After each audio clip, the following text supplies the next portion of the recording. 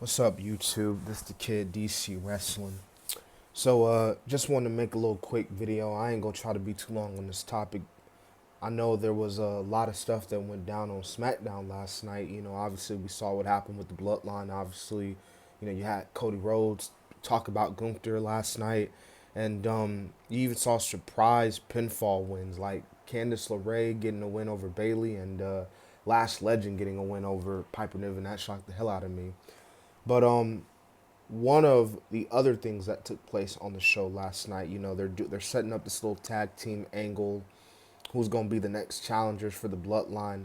And we had two number one contender triple threat tag team matches. DIY won the first one early in the night, and then later on the night they had a second one that involved the official debut of the Motor City Machine Guns.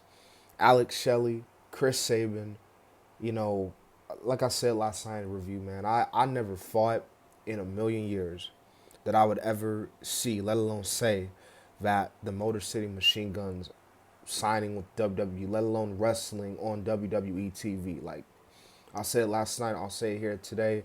It's definitely gonna take me a while to get used to them, seeing on WWE. But the question is, what can Motor City Machine Guns like do for the tag team division, man? Like what is the importance of signing a team like Motor City Machine Guns? Well, first off, if you don't follow Motor City Machine Guns, these guys were a pair down in TNA. They were in TNA for so many years.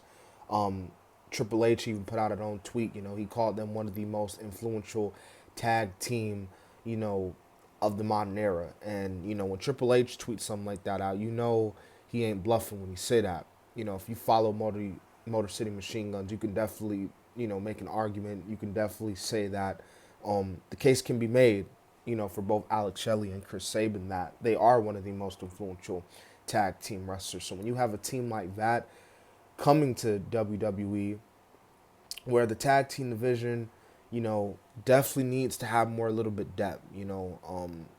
Obviously we've been seeing it. Tag team wrestling has been a very deadpan in the water.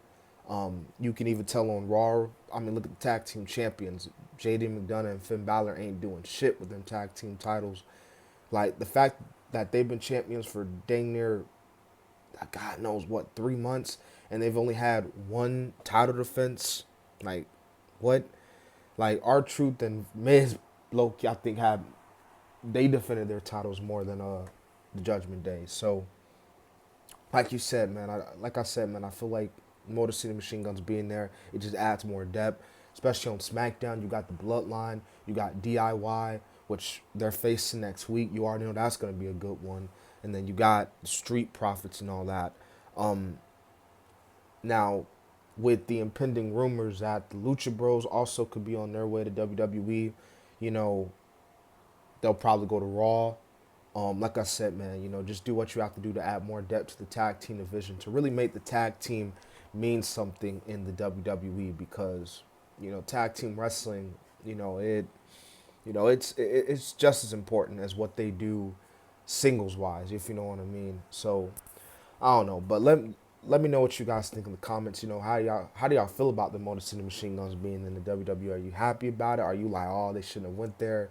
Because I'm gonna tell you something right now. I'm not trying to be no AEW hater, but I feel like if they would have went to AEW, I don't know. Part of me feels like they quickly would have been left in the dust. Just quickly would have been a hot topic than wrestling on you know Rampage and Collision and just barely getting noticed. Like they actually wrestled on AEW one time, and they were brought up, and there was really no real story about it. They were just kind of brought up for a random ass 6-man tag team match players. So I think maybe in WWE, with the mainstream that the attraction and the attention that WWE is getting now in this quote unquote new era, they can. I feel like you give them about maybe a good month or so.